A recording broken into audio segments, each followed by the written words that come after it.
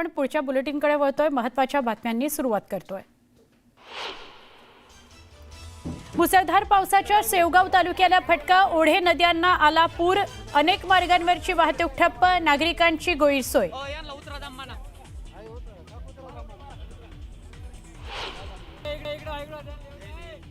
संभाजीनगरमधील बोरी नदीच्या पुरात अडकलेल्या लोकांची सुटका, भीव गावात एनडीआरएफच्या टीमकडून 12 लोक सुखरूप सुरक्षित स्थळी।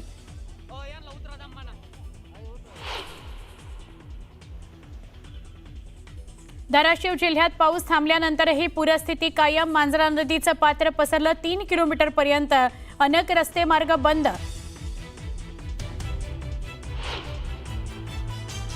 जायकवाडी धरणाच्या पाणीसाठ्यात झपाट्याने वाढ, धरणाचे 27 दरवाजे उघडले, गोदावरीच्या पाणी पातळीत त्यामुळे वाढ, गोदाकाठच्या गावांना सतर्क राहण्याच्या सूचना।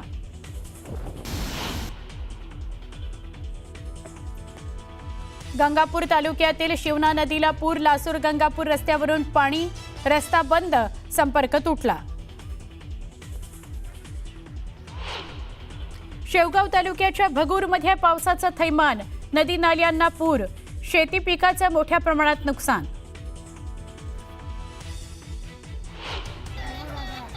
उजनी धरणातून 1 लाख क्युसेक वेगानं पाण्याचा विसर्ग, पंढरपुरातील चंद्रभागा वाळवंटातील अनेक मंदिरांना पाण्याचा वेढा, नागरिकांना सतर्कतेचा इशारा। वैजापूर तालुक्यातील इंदिरानगर भागात शिरलं पावसाचं पाणी, 50 ते 60 घरांना पाण्याचा वेढा, नागरिकांना सुरक्षित स्थळी हलवण्याची मागणी।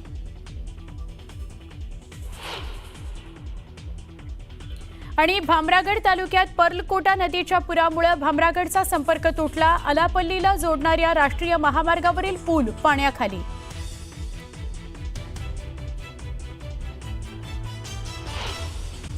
आगळगाव इथल्या चांदणी नदीला पूर आलेला आहे। अशातच आगळगाव इथल्या चांदणी नदीवरून शेतकरी आणि ग्रामस्थांना जीवघेणा प्रवास करावा लागतोय। एका बाजूला सोलापूरचा अक्कलकोट भाग आणि दुसरीकडे बार्शी तालुका, या 2 ठिकाणची दृश्य आपण बघतोय। वरून येणारं जे सगळं पाणी आहे त्यामुळे चंद्रभागेचं पात्र वाढतं आणि चंद्रभागेत पाणी जास्त आल्यानंतर मंदिरं पाण्याखाली जातात, असं चित्र आपल्याला सोलापूर अक्कलकोट या सगळ्या भागात बघायला मिळतंय। सोलापूरमध्ये पंढरपूर अक्कलकोट या सगळ्या भागात बघायला मिळतंय। तर इकडे बार्शी तालुक्यामध्ये चांदणी नदीला पूर आलाय, त्यामुळे अनेक पूल पाण्याखाली गेलेले आहेत। तर अहिल्यानगर जिल्ह्यात पावसानं झोडपून काढलंय। शेवगाव तालुक्यातील भगूरला पावसानं झोडपलंय। भगूर या परिसरातली घरं आणि शेती पाण्याखाली गेलेली आहे। शेतात पाणी शिरल्यानं पिकांचं मोठं नुकसान झालेलं आहे। ही ड्रोनच्या माध्यमातून घेतलेली दृश्य आहेत। आपल्याला शेवगाव अहिल्यानगर कसं पाण्यात आहे ते बघायला मिळेल। तर सोलापूरच्या अक्कलकोट तालुक्यात दमदार पाऊस झाला, त्यामुळे तालुक्यात ओढे नाले ओव्हरफ्लो झालेत। खैराट गावात ओढ्याच्या पाणी पातळीत वाढ झाली आहे, त्यामुळे अनेक शेतात पाणी शिरलंय। अक्कलकोट तालुक्यातील बंधारे पाण्याखाली गेल्यानं जनजीवन पुरतं विस्कळीत झालेलं आहे। प्रशासनाकडून नागरिकांना सतर्क राहायला सांगितलं गेलंय। तर अक्कलकोट तालुक्यात मुसळधार पाऊस पडत असल्यानं अक्कलकोट ते वाकतेरी रस्ता वाहतुकीकरता बंद करावा लागलाय। शिरसी या गावाजवळ असलेला पूल आहे जो पाण्याखाली गेलाय, त्यामुळे अक्कलकोट वाकतरी वाहतूक बंद झाली आहे। अक्कलकोट तालुक्यातीलच हरणा नदीला सुद्धा पूर आलाय, त्यामुळे वाहतूक बंद करावी लागली आहे। सोलापूर जिल्ह्याला आजही रेड अलर्ट आहे।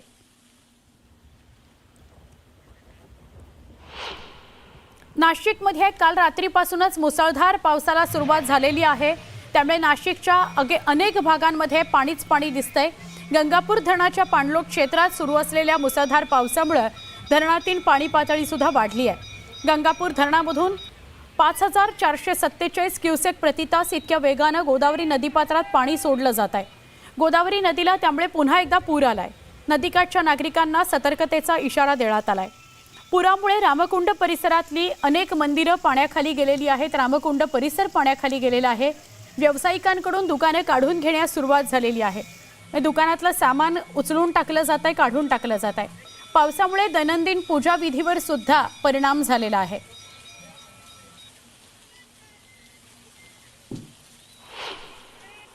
नाशिकमध्ये जो मुसळधार पाऊस रात्रीपासून कोसळतोय त्यामुळे नाशिकच्या ग्रामीण भागात मोठं नुकसान झालंय। येवला तालुक्यातील धामण्या नदीला पूर आला। या भागातील लोकांचं प्रचंड नुकसान झालं, हाल झाले।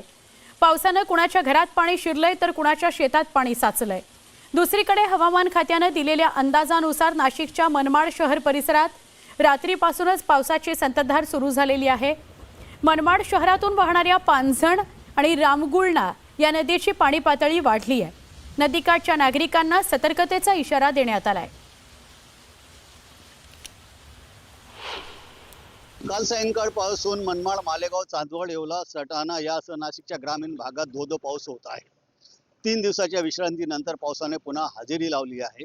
त्याच्यामुळे नदी नाले ओसंडून वाहत आहे। मी आता उभा आहे मनमाड शहरातून वाहणाऱ्या रामगुळणा आणि पांझण नदीच्या संगमावर। आपण बघू शकतो का या दोन्ही नद्यांचा संगम इथे होतो आणि इथून पांझण नदी जी आहे ती पुढे नांदगावकडे वाहत जाते आहे। आपण बघू शकतो का या नदीला पूर आलेला आहे। पावसाळा सुरू होऊन 4 महिन्याचा कालावधी उलटल्यानंतर प्रथमच या नदीला पूर आलेला आहे। ती दुथडी भरून वाहत आहे। हीच परिस्थिती नांदगाव भागात देखील आहे। तिथेही लेंडी नदीला मोठ्या प्रमाणात पूर आलेला आहे। या ग्रामीण भागातली जेवढे नदी नाले ओढे ते ओसंडून वाहत आहे आणि जनजीवन जे आहे ते विस्कळीत झालेले आहे। मनमाड शहराला पाणी पुरवठा करणारा वाघदर्डी धरण ओव्हरफ्लो झालेला आहे। त्याचे पाणी देखील या नदीत येते। त्याच्यामुळे नदीकाठच्या गावांना, लोकांना आणि नागरिकांना नगरपालिका प्रशासन आणि महसूल विभागाच्या वतीने सावधानतेचा इशारा देण्यात आलेला आहे। बब्बू शेख, न्यूज 18 लोकमत, मनमाड। छत्रपती संभाजीनगरमध्ये अचानक आलेल्या पुरात बैलजोडी अडकली। रांजणगाव खुरी इथल्या नदीचं पाणी गावामध्ये शिरलं आणि गावाचा संपर्कच तुटला। शेतकऱ्याकडून बैलजोडी वाचवण्याचा प्रयत्न केला जातोय।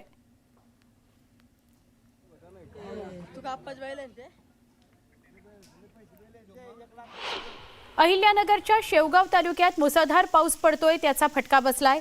ओढे नाल्यांना पूर आलाय। अनेक मार्गावरची वाहतूक पूर्णपणे ठप्प झाली आहे।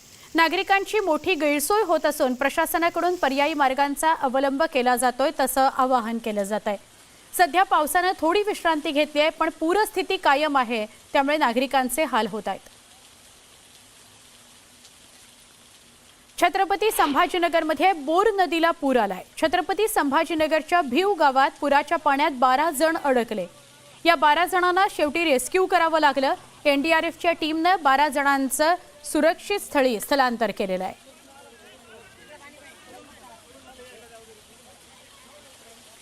धाराशिव जिल्ह्याकडे वळूया। धाराशिव जिल्ह्यात पाऊस थांबलाय, पण पूरस्थिती कायम आहे।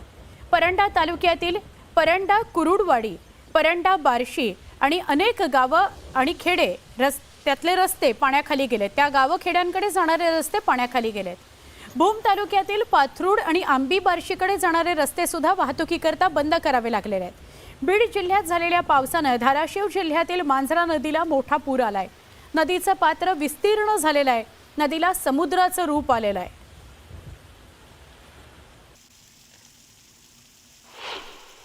धाराशिव जिल्ह्यात पाऊस जरी थांबला असला तरी पूरस्थिती मात्र कायम आहे। पूरस्थिती कायम यासाठी म्हणतो मी आता मांजरा नदीच्या पात्रावर आहे। मांजरा नदीचं पात्र माझ्या मागं जर आपण पाहिलं तर हे नदीचं पात्र आहे का, हा एक मोठा प्रश्न या निमित्तानं पडतोय। ही नदी आहे का असं सुद्धा आपल्याला हे दृश्यामध्ये पाहिल्यावर कदाचित प्रश्न पडू शकतो का। तर किमान एक अंदाजे 3 ते 3.5 किलोमीटरचं पात्र जे आहे ते नदीचं विस्तीर्ण स्वरूपात जे आहे ती नदी पात्र वाहू लागलेलं आहे। पाण्याचा प्रवाह एवढा मोठा आहे, आवक आणखीन पाण्याची, की हे नदी पात्र शोधूनही सापडत नाही अशी अवस्था झालेली आहे।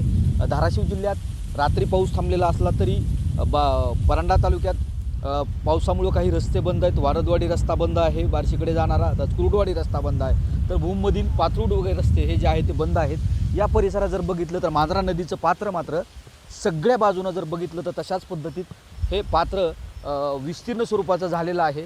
मांजरा नदी ही बीड जिल्ह्यातून प्रवाहित होत आहे। प्रवाहित होऊन ते धाराशिव जिल्ह्यात येते। मात्र या नदीचं पात्र पाहिल्यानंतर आपल्याला पाणी किती मोठ्या प्रमाणात पावसाचं पडलं आहे आणि किती स्वरूपात हे पाणी आलं आहे ते या मांजरा धरणात हे नदीचं पाणी जात असून मांजरा धरणाच्या पाण्याचा विसर्ग जरी सुरू असला तरी पावसाची परिस्थिती आता कुठं पाऊस रात्री थांबल्यामुळे थोडासा दिलासा कुठेतरी मिळाला असं म्हणता येईल। मात्र जी काही परिस्थिती आहे, पूर परिस्थिती लोकस्थलांतरित प्रशासनानं केलेली आहे, त्यामुळं यावेळी जीवितहानीचा धोका जरी टळला असला तरी काही रस्ते ग्रामीण भागातील वाहून गेलेले आहेत.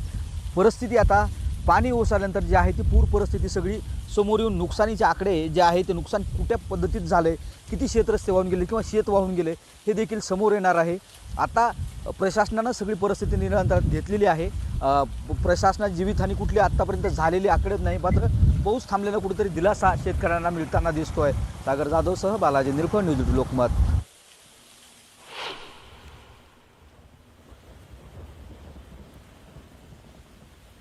जायकवाडी धरणाविषयी आपण बोलणार आहोत. जायकवाडी धरणाचे सगळे दरवाजे उघडावे लागलेले आहेत. धरणातून 1,13,184 क्युसेक प्रतितास इतका पाण्याचा विसर्ग होतोय. जायकवाडी धरणाच्या पाणीसाठ्यात झपाट्यानं वाढ झाली, त्यामुळे धरणातून गोदावरी पात्रात विसर्ग करावा लागलेला आहे. नदीकाठच्या नागरिकांना सतर्कतेचा इशारा दिला गेलाय.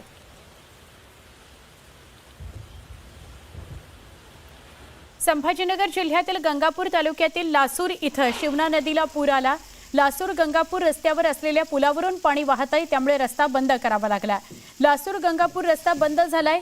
गंगापूर लासूरचा संपर्क तुटलेला आहे. गोदावरी नदीत पाण्याचा आवक वाढली आहे. 3 लाख क्युसेक वेगानं पाण्याचा विसर्ग सुरू आहे, त्यामुळे नदीला पूर आलाय. नांदेड जिल्ह्यात झालेल्या अतिमुसळधार पावसामुळे जायकवाडीमधील विसर्गामुळे गोदावरी नदीत पाण्याची आवक वाढली आहे. नांदेड जवळच्या विष्णुपुरी धरणाचे 17 दरवाजे उघडण्यात आलेत, त्यामुळे 3,17,000 क्युसेक इतक्या प्रचंड वेगानं पाण्याचा विसर्ग सुरू आहे. 2006 नंतर यंदा पहिल्यांदाच इतक्या मोठ्या प्रमाणात गोदावरी नदीला पूर आलेला आहे. गोदावरी नदीकाठची सगळी शेती पाण्याखाली गेली आहे. अनेक घरांमध्ये पाणी शिरलेलं आहे.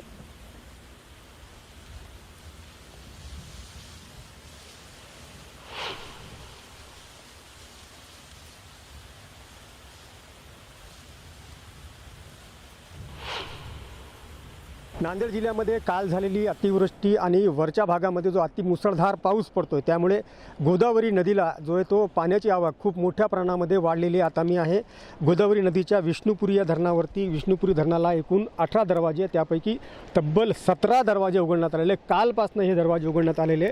मात्र पाण्याची जी आवक आहे ती खूप मोठ्या प्रमाणामध्ये सुरूच आहे. त्यामुळे आज सकाळी 8 वाजल्यापासून जवळपास 3,17,000 क्युसेस इतक्या प्रचंड वेगाने गोदावरीमध्ये पाण्याचा जो विसर्ग आहे तो केला जातो. आपण पाहू शकतो गोदावरी नदीनं कसं आकराड विक्राड असं स्वरूप घेतलेलं आहे, कसं विस्तारित असं या गोदावरीचं पात्र झालेलं आहे.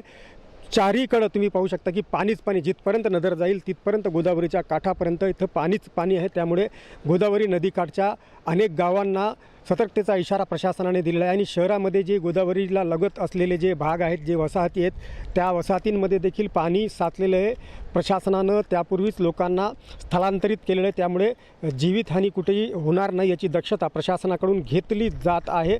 अजूनही धोका नांदेडमध्ये पूर परिस्थितीचा टळलेला नाही आहे, कारण की उपनद्यांना देखील पूर आलेला आहे. गोदावरी कुठल्याच उपनदीचं पाणी घेत नसल्याने वेगवेगळ्या ठिकाणी देखील पाणी साचण्याची शक्यता आहे, तशी भीती आहे. प्रशासन आपल्या परीनं सज्ज आहे. मात्र तरीही आज देखील हवामान खात्याने नांदेड जिल्ह्याला ऑरेंज अलर्ट दिलेला आहे. त्यामुळे मोठा पाऊस झाला, अतिवृष्टी झाली किंवा अतिमुसळधार पाऊस नांदेड शहरामध्ये जिल्ह्यामध्ये कुठे झाला तर पूर परिस्थिती बिकट होण्याची शक्यता आहे. मुजीब शेख, न्यूज 18 लोकमत, नांदेड. मुख्यमंत्री साहेब आमच्या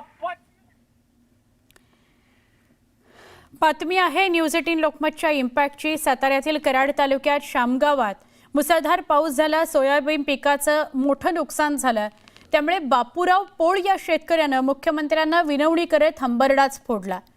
या नुकसानी संदर्भातली बातमी न्यूज 18 लोकमतनं केली होती. प्रशासनानं त्याची दखल घेतली आहे आणि प्रशासनाच्या अधिकाऱ्यांनी शेतकऱ्यांच्या बांधावर जाऊन पाहणी करत या पोळ या शेतकऱ्यांना दिलासा देऊ असं म्हटलंय.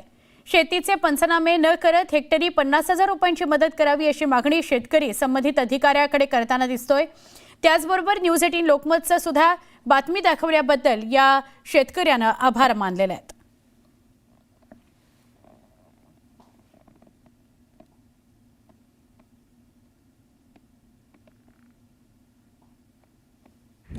मुख्यमंत्री साहेब आमच्या 5वीला दुष्काळ पुजलेला आहे आणि आता हा ओला दुष्काळ. उन्हाळ्यात बघितलं तर पाणी प्यायला सुद्धा नाही आणि पावसाळ्यात हा वाला दुष्काळ. काय करायचं आम्ही मुख्यमंत्री साहेब, आमच्यावर जरा लक्ष दिलं पाहिजे, नाहीतर आम्ही उपाशी मरून जाऊ मुख्यमंत्री साहेब, मुख्यमंत्री साहेब. काय करावं मुख्यमंत्री साहेब, आम्ही उन्हाळ्यात पाणी प्याला नाही, पावसाळ्यात वावरातनं पाणी संपत नाही. आमचं हे सोयाबीन पाण्यात पूर्णपणे वाहून गेलं. काय करायचं, काय करू मुख्यमंत्री साहेब, काय करू? जगावं का मरावं?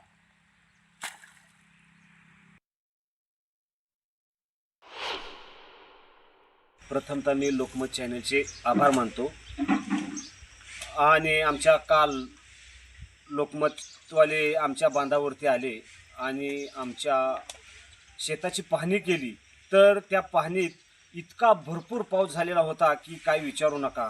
पाऊस होऊन आमचे सोयाबीन पूर्णपणे वाहून गेलं होतं, वाहून जाऊन शांना. आणि ते रान मी खंडानं केलेलं खंड, आता त्या मालकाचा खंड द्यायचा तरी कसा?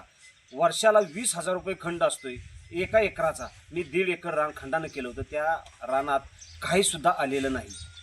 आणि हे करत असताना लगेच कृषी अधिकारी किंवा तलाठी साहेब हे लगेच 1 तासाभरात बांधावरती आली आणि पंचनाम्याला सुरुवात केली.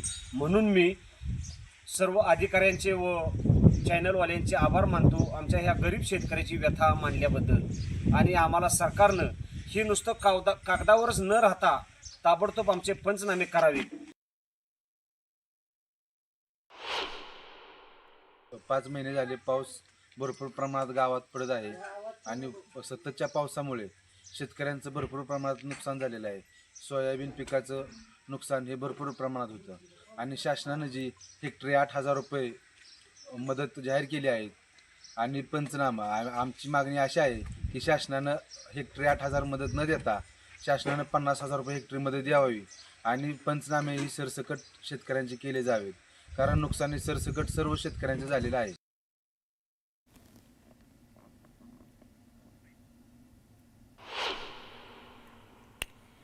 डिंभे धरणामधून घोड नदी पात्रात विसर्ग सुरू करण्यात आलाय. 30,000 क्युसेक वेगानं पाण्याचा विसर्ग होतोय आणि त्यामुळे घोड नदीला पूर आलाय. मावळ तालुक्याला पाणीपुरवठा करणाऱ्या पवना धरणाच्या पाणलोट क्षेत्रात सुद्धा पावसाचा जोर वाढलेला आहे. त्यामुळे धरण सध्या 100% भरलेलं आहे. धरणातील पाणीसाठा नियंत्रित ठेवण्याकरता पवना नदी पात्रात सुद्धा विसर्ग सुरू करण्यात आलाय.